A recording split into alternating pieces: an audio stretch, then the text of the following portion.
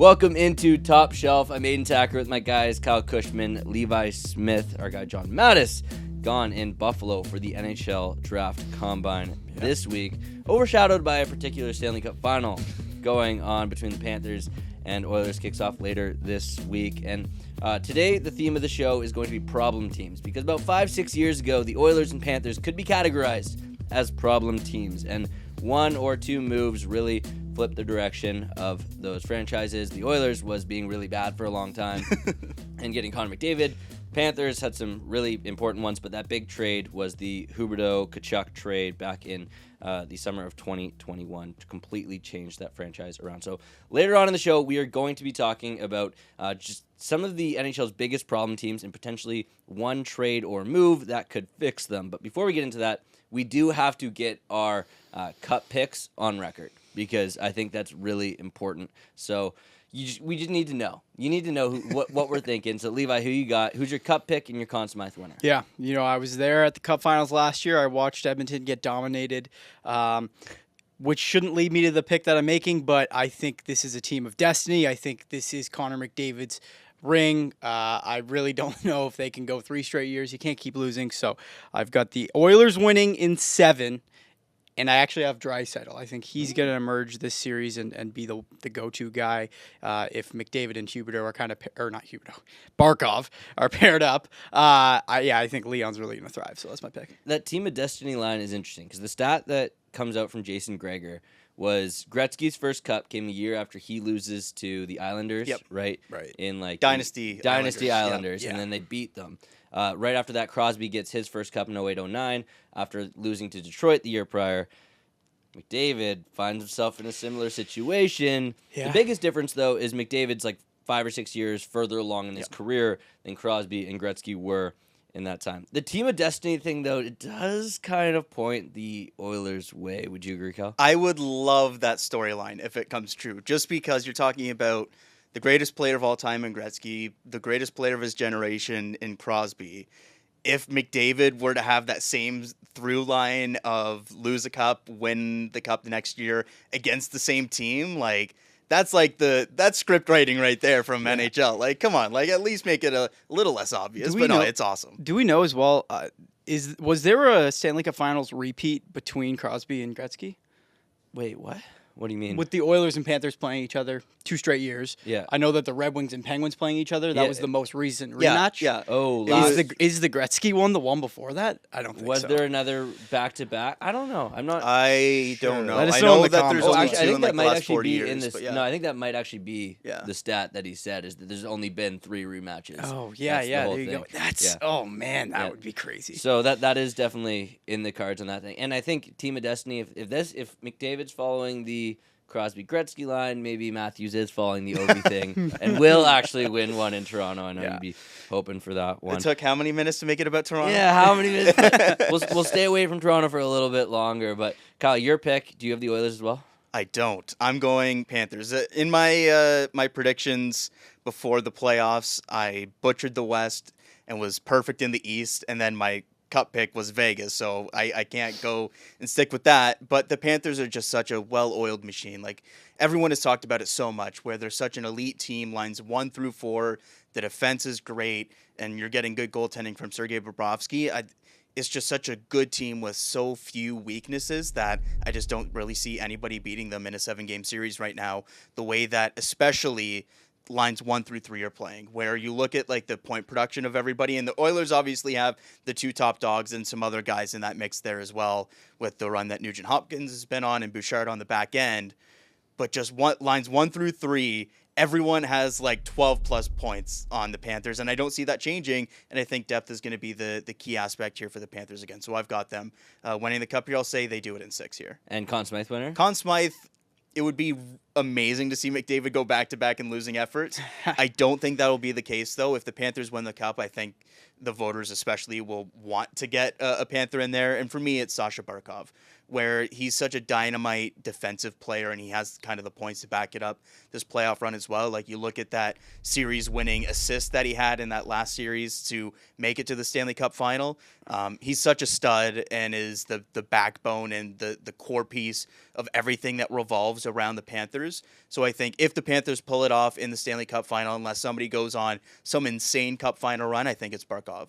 Okay, yeah, I think that's fair. You mentioned your picks pre-playoffs. My Cup Final was Tampa, Colorado. So like Leafs, Jets. Whatever. I think Florida's gonna win it, but I mean take that with a grain of salt because I thought it was gonna be Tampa, Colorado. Yeah. Obviously, I didn't have it this year with my playoff picks, but I think Florida and the Conn Smythe winner. I just think for just the hilariousness of it, I'm gonna go with Sam Bennett because he has been on fire, and just like imagine even.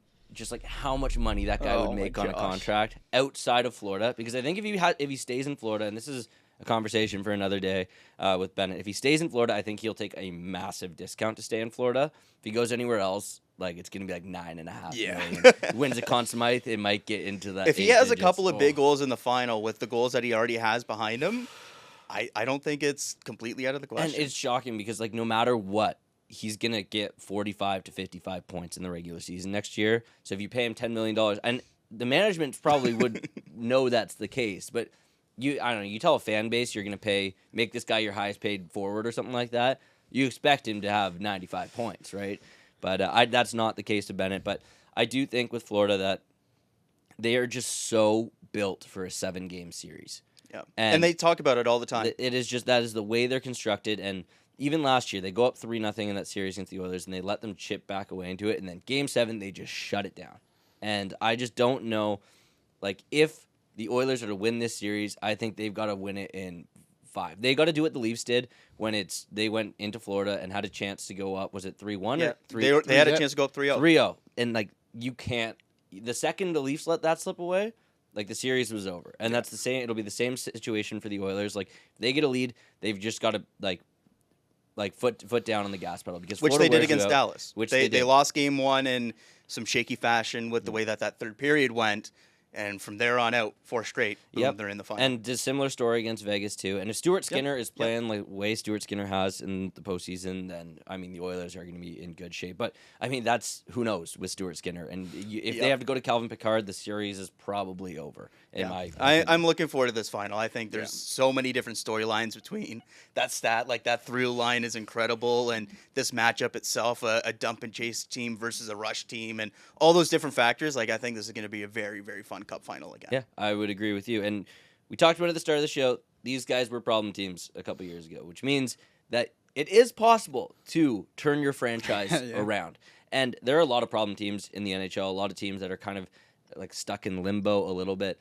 We don't have the time to do all of them. We talked last week a lot in depth about Minnesota and Buffalo specifically because they've got a lot of big names on the trade block. So we're going to stay away from those two. I would put those two in this category, to be fair. But the 6 teams I put together on our problem team list, Toronto Maple Leafs, because they are about to lose their highest scoring forward for nothing, probably. I think Toronto's the one that needs like maybe the least explanation here. New York Rangers, we all saw how this season transpired. The LA Kings, who just can't escape the Edmonton Oilers. The Vancouver Canucks, who are just tire fire right now. Chicago Blackhawks, who might be the first team to ruin a generational prospect, and the Calgary Flames, who are very much stuck in the middle and have been for 30 years. So those are our 6 teams. We're going to start at the top with Toronto. Kyle, one move this offseason to change the direction of the Toronto Maple Leafs. Yeah, I don't think there's like a Matthew Tkachuk, Sam Reinhart type trade out there for the Leafs because, well, Mitch Marner, he's a free agent, so you're not trading him for any kind of plus assets. So what kind of trade actually changes the DNA of the Leafs, the way that Brad Treliving and Keith Pelly have talked about changing the DNA of this team? And I think you do that with the longest tenured guy on the roster, and that's Morgan Rielly, where it's going to be a difficult thing to try and figure out because he has this no movement clause. So he can pick whether he wants to go or whether he wants to stay. But I think the Leafs, the way that they are right now, their entire defense is built for multiple seasons to come. And Morgan Rielly is kind of this awkward fit in between where they've built this rugged defense of guys that can move the puck pretty well, but aren't necessarily the best offensive guys, but have shown to be good defenders come playoff time in that kind of style.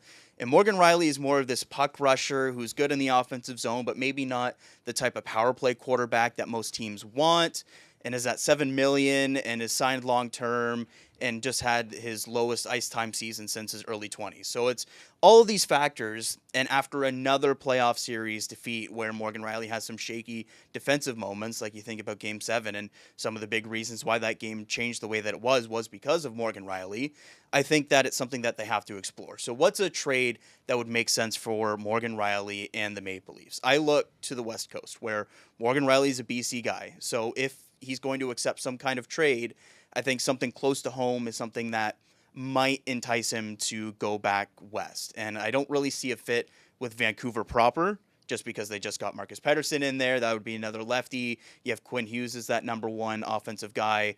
So I look a little bit south and to the Seattle Kraken, who are a team who are not shy off of this list as well, with another new head coach there, Lane Lambert, who just coached Morgan Rielly there as well in Toronto. And I look at their defense, and you have Vince Dunn there, and Adam Larson, and Brandon Montour, and a bunch of these different good pieces, but maybe you can add another piece to it. And we've seen Jared McCann's name in some trade rumors recently as well, even though he's been the team's leading scorer. It seems like there's an awkward fit there in terms of the timeline of the team looking to contend with these young players they have coming up versus the core roster, and McCann kind of being in his late 20s, entering his early 30s. So I think a straight swap could make some sense here, where the Leafs get a guy in Jared McCann, who, funny enough, they had briefly at the expansion draft. So that could be a through line there. But you look at Jared McCann, he signed at $5 million. He's a good goal scorer, can play center if you need him to, but better suited on the left wing. And if you're losing Mitch Marner, well, then you need another top six forward to step in there, and probably needed one to begin with anyways. And McCann can fill that role pretty well while moving out Morgan Rielly. He signed longer term versus McCann, who signed shorter term. And there's some other pieces that could fit around this kind of trade. But I think something built around this is something that can shake up the DNA of the Leafs, can add something to the Kraken in a veteran who's very well respected in Morgan Rielly. This kind of trade has nothing to do with Morgan Rielly the person. It's just kind of a business decision on the ice. And I think this is at least some kind of somewhat realistic fit for Morgan Rielly, because if you're trading him, it's got to be something that he agrees to as well. And I think going back home is probably the most likely case of any kind of trade you could propose to Morgan Rielly that he would accept. So this is my idea for one move that would really shake up the Maple Leafs roster. Yeah, I think it makes sense because they will need a top six forward to replace Marner. Probably another one. They will also probably need a power play quarterback, because that was Marner's your right shot guy on that power play, right? That he's the one tasked with a lot of the playmaking. I think if you're moving Morgan Rielly, not even considering the Jared McCann thing, but I think you're also looking for probably someone on the back end that might not be your stay-at-home guy. They need a puck mover. A puck mover that might not be great in his own end, but can run the power play and can probably get sheltered from the PK. I wonder about like a Shane Gostisbehere kind of guy. He's not gonna, they don't have the assets to go out and get a 1D or a future 1D. They're not going to go. They don't have the assets to trade for Brant Clark. That's probably not going to happen. But that's a guy that would fit so well in for this Leafs team. So I think it probably makes sense to go for maybe a lesser sort of full complete package, but somebody that can take over that role in the power play, because it will be important. I mean, we've seen how important the power play is absolutely. In the playoffs. Next team on this list, the New York Rangers, Levi. They've got a lot they got to figure out. They got a lot of guys they're talking about trading, but only one move. If you could only make one move, what would it be? Yeah, well, I'm going to cheat a little bit and have my one move be kind of a package. Okay. I think it counts. It counts. I would consider it to be still one move, like all at the same time, not different guys going out whenever. But the New York Rangers, above all else, like I was thinking, maybe you just shake things up completely and Panarin or Zibanejad, deal one of them off. I'm going to keep them there. Chris Kreider has to go. There's no way around it, and I know how hard it's going to be to get Chris Kreider out. People are basically considering him to be a negative asset right now, which I guess is fair. He's an aging forward, makes a lot of money, didn't do much last season, so it's fair. I think he was dealing with something last year. I was reading reports and stuff like he had a back injury, and the whole situation in New York wasn't great. So this is probably the hardest time to get rid of this guy, but they need to pull some strings to make a deal happen, along with Condre Miller. And I think that they can package this 12th pick and do something with this package of players. What I was thinking about, the first one's a bit more far-fetched probably, but the Rangers moving into the top 5 in this draft, and obviously when I say top 5, I'm not really talking about 1, 2, or 3. Either Utah at 4 or Nashville at 5. This package might need a little bit more sweetening, but for them to really shake things up and bring in, because the top 5 of this draft, I think, is pretty head and shoulders above the rest of this class. So on paper, a 5th pick and a 12th pick seem pretty close, but in reality, they're not. So that's why I have that getting thrown in there too. So if they can flip something like that together, I think that would be a move that would be big. I also think we talked about it last show, but I'm sure we'll get back to it again. Everything going on in Buffalo with Paterka maybe on the board, Bowen Byram, even Owen Power, who wants to get that same amount of money. Any of those 3 guys for some package of these players, I think would be perfect. Basically, they need to just get out with these players and bring something fresh in. And if that means, like, on paper, having a roster that's going to look a little bit worse for wear next season, I'm okay with that, because they still have got a guy like Will Cully coming in. Like, they have pieces to fill the Kreider role and the Condre Miller role. They just need to kind of reset that part of their team almost, to me, because they're still going to have great goaltending and Adam Fox on the back end and Panarin, Zibanejad, and Lafreniere is playing well. Like, they have all those pieces. They just need to rework the rest of their rosters. So that's where my head's going. Yeah, I wonder. That's like obviously a lot of money going out Yes. there, but with the cap going up, and you're talking about teams in the top 5, like Utah. Everyone's saying that Utah wants to make a big move, and I would think that if New York came calling for like pick 4, they'd be like, okay, Lafreniere is where they would probably want to start. But if you're talking about Kreider, Miller, and 12, probably they might want a little bit more. And New York also, if they do move 12, that means they have to give Pittsburgh their pick next year, I believe, as part of the conditions. But I like the idea of packaging Kreider with some other stuff to go get maybe something a little bit more surefire. I do like the idea of Buffalo too, because I feel like a Paterka would be so perfect for them. Yeah. It's just like this package Byram. Even take the 12th pick out, and I think the package of like they're not super high on Condre Miller anymore, obviously, and he still has some upside, but it's just not going to be in New York, I don't think. So, again, it's not an easy package to get out with 2 guys who maybe don't bring the most value to the table, but I look at like Nashville too, and obviously I hope everyone has their head on their shoulders over there and recognizes, like, do not make a move like this, but kind of with the team that they're set up with the older goal scoring guys, Chris Kreider, I can see him slipping in there, that would just be having like 25, 30. I don't know. If Nashville wants Gavin McKenna, that might be in the cards. Something like that, for them. But I do think that those are the players that I think are likely for New York to ship out, and doing them all at once actually might make for a more interesting draft night. It all depends on like who's available, right? Like, and I think teams' opinions on Condre Miller probably vary a decent amount. Where I quite like him as a tall, rangy defenseman who has a lot of defensive upside, but there are probably teams that probably have the same concerns that the Rangers do, and he's a pending RFA, and that's going to be some money that you're going to have to spend there. So it's a fascinating team this offseason, and any kind of package like that could really come back to burn the Rangers pretty quickly, or it could make out pretty well depending on what kind of return you would get. 100%. Next team on this list, I got this one, the LA Kings. Obviously, off the backs of another just brutal loss to the Oilers, and it seems like they're just kind of in chaos mode there. One move is remaking the WHA and getting rid of the Oilers, right? Yes, yeah. But looking at their roster, they're pretty much their biggest hole is a player in their top 6. And for me, the 2 options I would put on this is, one is offer sheeting Matthew Knies in the Toronto Maple Leafs, who the Toronto Maple Leafs made it very clear that that's not going to happen. And they have to wait till July 1st, so Toronto has some room to do this. If they match or if they sign before, I would go out and sign Mitch Marner, because the offensive need is there. They need a player in the top 6. They have the salary cap to do it. 2 offersheet Knies, probably they would have to go out and reacquire their second-round pick in 2027, given the or 2026 maybe. I think 26, yeah. That is the one they're missing because I think you need your own picks to do the offer sheet, and I mean they're probably not going over 11.6 million on a deal, which would be 4 first-round picks. So if they're in that like 9 to like I think it's 9 to like 11.6 range, it's like 2 firsts, a second, and a third or something like that. Nyes would be a perfect target for them. That's a hard one to pry out of Toronto, and it sounds like Nyes wants to be there. It sounds like the Leafs want him to be there long term.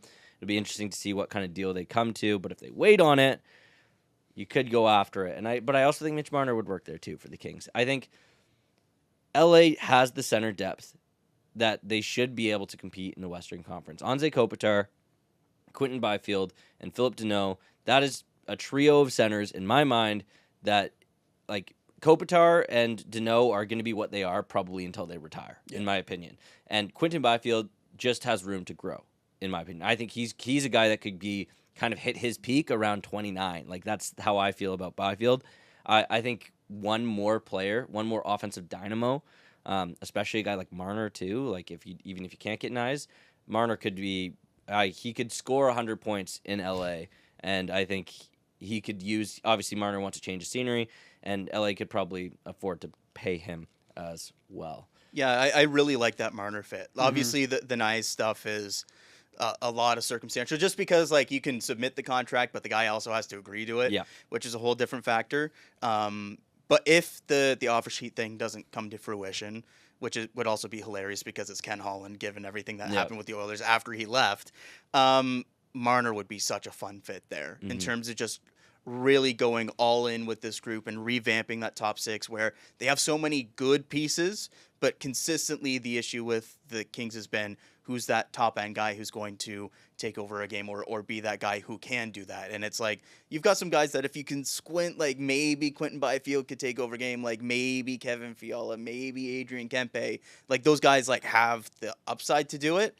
But on their own, probably not. And if you add a Mitch Marner to that group, like the idea of Mitch Marner and Quinton Byfield working together, the idea of Adrian Kempe and Anze Kopitar, and like all these guys, like that's a really, really fun, interesting fit of a team that I think would take a significant step with Mitch Marner joining the group. And I do think that the Pacific Division, there's 3 teams really in contention to win that division. But I think it's kind of open for if the Kings were to take a step to win that division. If they don't want to play the Oilers in the first round, that's probably what they're going to have to do. Or they're going to have to hope the Oilers win the division, right? Yeah. I think Vegas could be in line to take a little bit of a step back. We saw they're always a fascinating team. Who knows what you're going to get with the Golden Knights. But LA definitely, they need to really flip a switch here a little bit. And a big move like signing Marner. And signing Marner, you can say all you want about like playoff struggles, but if you're getting a player of that caliber without having to trade assets to acquire said player, right? If they wanted to go get Jason Robertson out of Dallas, for example, they're probably giving up Brant Clark, or they're giving up, I don't know, some other stud player. Even with Matthew Nyes in the offer sheet, you're giving up a lot of stuff. Whereas Marner, you get the guy, and all you have to do is give him the contract. And so we'll see. Who knows if Marner would even want to go there? I could see a lot of other teams be really interested. It would be so funny, though, if the team that can't get out of the first round goes and signs Mitch Marner. Yes. That would be too funny. Yeah, fair enough. Next one on this list, absolute just dumpster fire over in Vancouver right now. Kyle, what do the Canucks need to do? How different the vibes are year over year, right? Like, you look back to last offseason, everyone's feeling pretty good about the direction. And this year, everyone is miserable, and it's a gong show. So we're going to have to get creative with this one, because they've done a little bit on the back end where it's not as big of a concern as it was before, because you have Hronek there when he's healthy. You have Marcus Pettersson there now as well. So you don't really have the huge need that you did on the back end of getting some puck movers or getting some guys to alleviate some of the workload on Quinn Hughes. It would obviously be ideal if you could. I thought about maybe a huge swing for like Erik Karlsson, but there's maybe too much overlap in what Hughes does and what Karlsson does, even though you could play them on separate pairings, especially after Pettersson and Karlsson were a pairing in Pittsburgh. Maybe not the best thing to just plug and play that in Vancouver. So I tried to get creative with this one and go for a big swing in some kind of culture reset, because that's been so much of the talk with Vancouver, right? Like you have Rick Tocchet leaving, you have the Patterson Miller stuff. So who's a guy that could come in and really be this kind of captain-like leader and really shake up a locker room in a positive way? How about Mark Stone? A big name that isn't on the market right now, but we think about him and what the Vegas Knights do, and that's a team that is aggressive with their own players and is pretty cutthroat and ruthless. And you look at, we just talked about Mitch Marner. In terms of the defensive impact, he's a younger version of Mark Stone, obviously not the same takeaways and such, but similar defensive impact and a penalty killer and all these things. And the Vegas Golden Knights are a team that in the past have shown a ruthless ability to cut ties with some franchise legends or some guys that are fan favorites in order to get younger or to get better. So is there a path to where Vegas floats the market on Mark Stone and gets some interest from some teams and then goes out and signs Mitch Marner to exactly replace where he is in the lineup? I don't think it's that far-fetched. Obviously, they could make things work potentially with Stone and Marner being there. I don't really see how you make that cap work necessarily in Vegas, especially longer term with Jack Eichel's contract about to expire. And Dorofeyev's as well, so they got some money issues coming up for them. So, and even like Dorofeyev could be an option to move out as well, and some other things there. So in terms of this kind of trade, I think about something fairly simplistic where you get a roster player back in Niels Höglander, a guy that has shown some promise at times, has struggled at other times. He has a $3 million cap hit, so maybe it's not the perfect fit, but I think he's a perfectly capable top 9 guy that can slide in, especially when Vegas needs just kind of quality wingers. And a protected 2026 first-round pick, which is just protected kind of the important part. Yeah, exactly. Yes. And really, in today's NHL, there really isn't a first-round pick that is traded without some kind of protection. So that's kind of the trade I'm looking at here, where it's obviously, going back to the Morgan Rielly thing, it's obviously dependent on Mark Stone being willing to waive. And that is a big circumstance to try and overcome. But he's a Western Canadian kid, maybe going back to Canada where he obviously played in Ottawa for a handful of years. Maybe that's something of interest to him.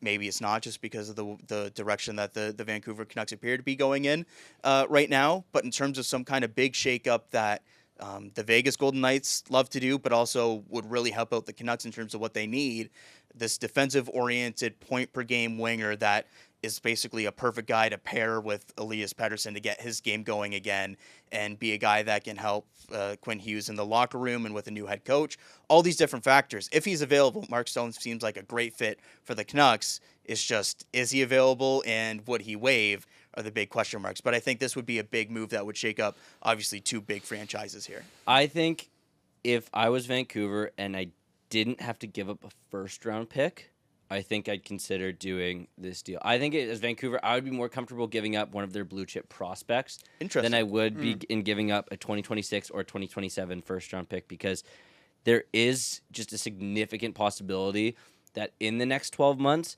they find out that Quinn Hughes basically says, I'm going to go to New Jersey when my contract's up, and they need to deal him. If they need to deal him, they need to just tear down, because it's a good thought.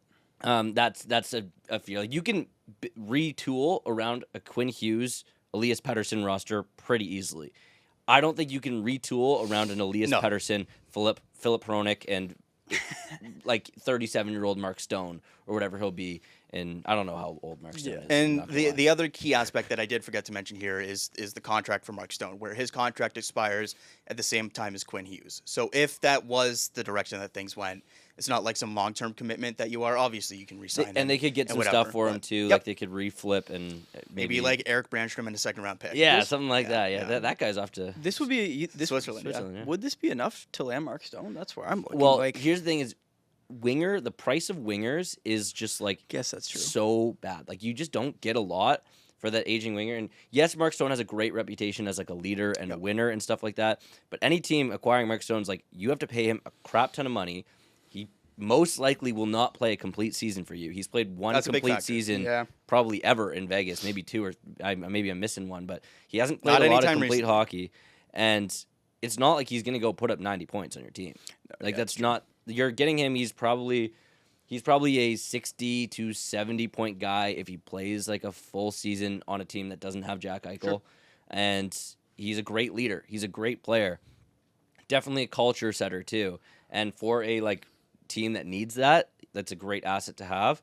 But I don't think anyone's going out there right now and saying I'm going to like completely mortgage my future for Mark Stone. Like he doesn't have the same value a Jason Robertson does, just because the age Certainly. and the Yeah. contract and the injury history.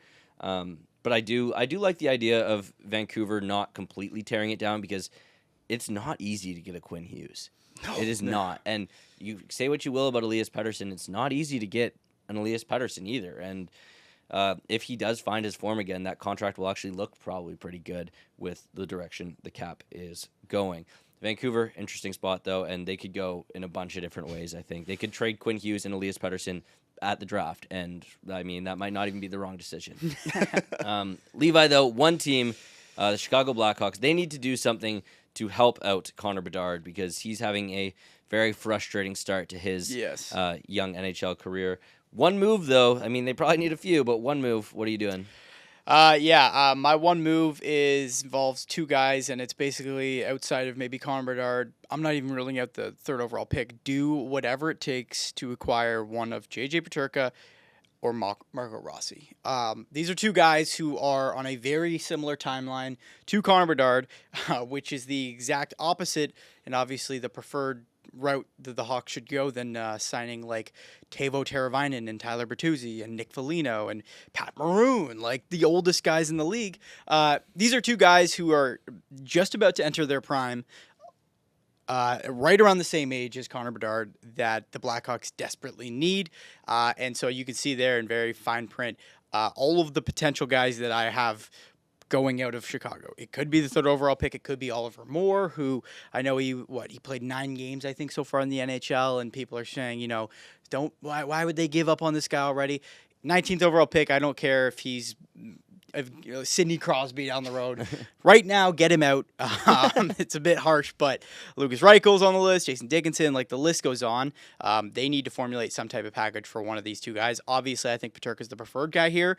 And if you look again at the Sabres, as we continue to do, a package that involves maybe more than Peterka could certainly be enticing to Chicago, where you look at maybe a Peterka and a Byram, and then you package together like Moore. They've got Nolan Allen in the system, Laurent Brossoit, like the third overall pick. There's so many different things that they could throw at a tandem like that, where I think that they need to do it. They need to blow this team up, like basically in the right direction, in terms of get rid of maybe the prospects, the super young guys, and bring in some proven young goal scorers. And when two guys like Peterka and Rossi are on the market, guys who are still very, very young but have already done the proving that they need to do, versus a guy like an Oliver Moore, who it's like, yes, he's young, yes, he could be good, but we don't know for sure yet.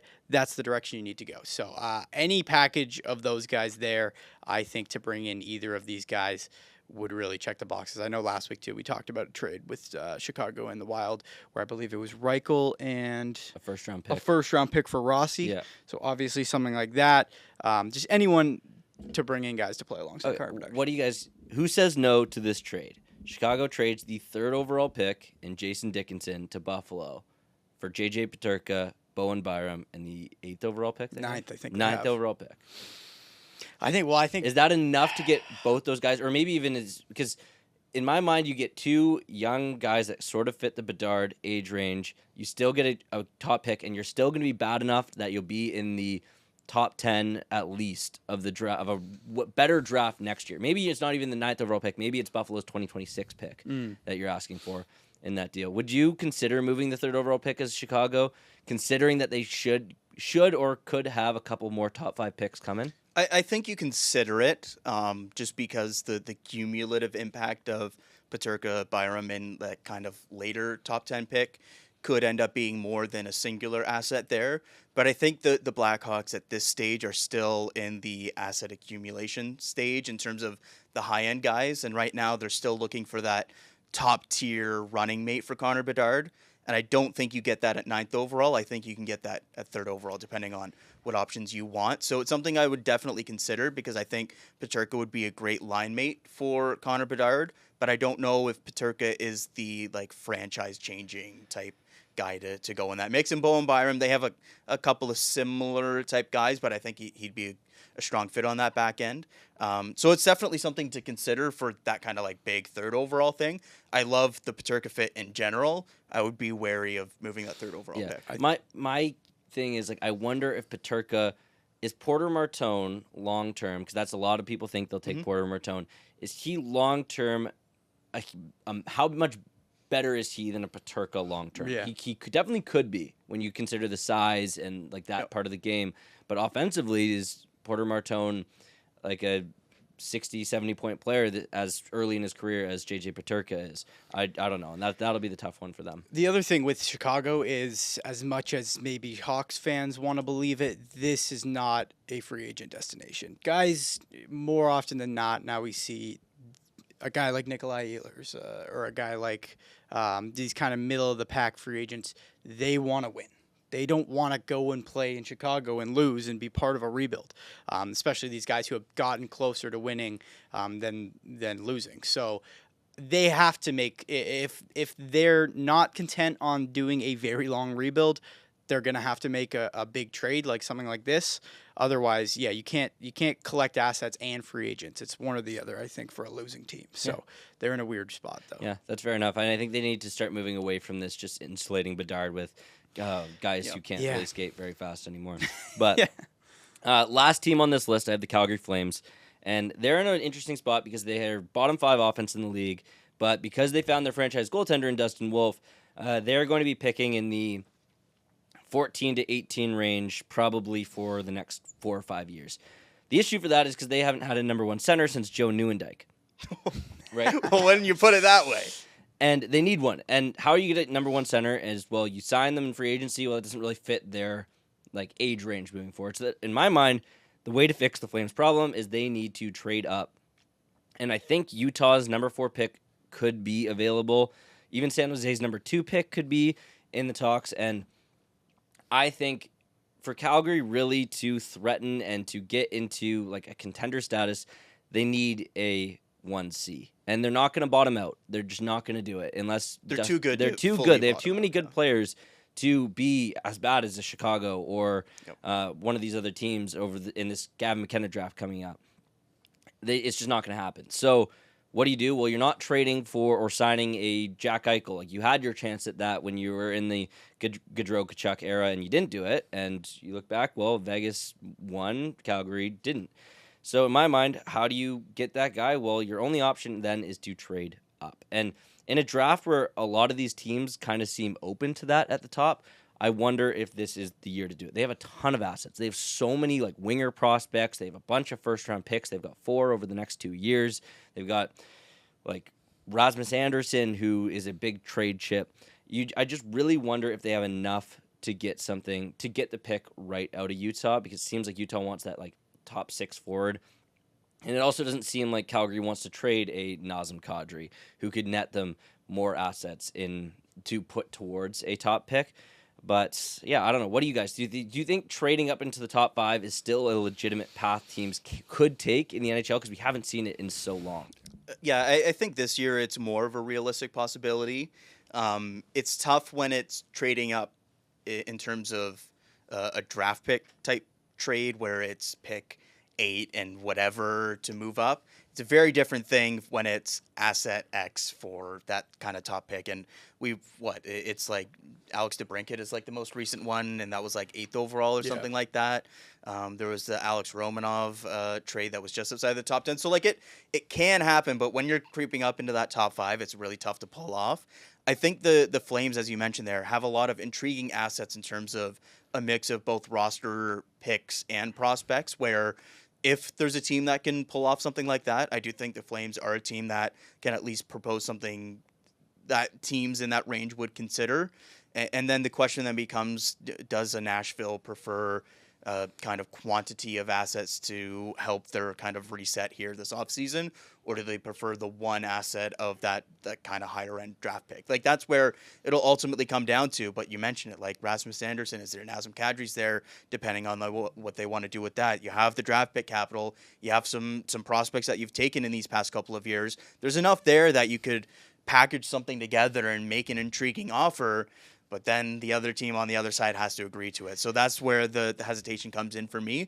But I think the Flames should be aggressive in that kind of way because, as you mentioned there, with Dustin Wolf there, with kind of the players that they have currently right now, you're going to be in that, as we've called it all season long, mushy middle until you make some kind of aggressive move to get out of it. And I think a big move to trade up and get that kind of blue chip prospect would be a really intriguing way for the Flames to go about it. So the trade I suggested yesterday, and I got some pretty I'm glad you're bringing this up. Pretty even response on X was a 3-team trade between Calgary, Here we go. LA, and San Jose. Just get in the lab with me here, okay? So Calgary gets the 2nd overall pick from San Jose. LA gets Rasmus Anderson, Henry Muse, and San Jose's 2nd-round pick they got in the Fabian Zetterlund trade with Ottawa. San Jose then gets Brant Clark, Connor Zary, the 18th overall pick, and LA's 2026 first-round pick. So San Jose gets a bucket of assets. LA gets a piece that also could kind of chip in onto the we need to get out of the first round thing. Obviously, Brant Clark's got a lot of offensive upside, but, I mean, Henry Muse is a good prospect coming up on the right side that could one day maybe supplant Anderson.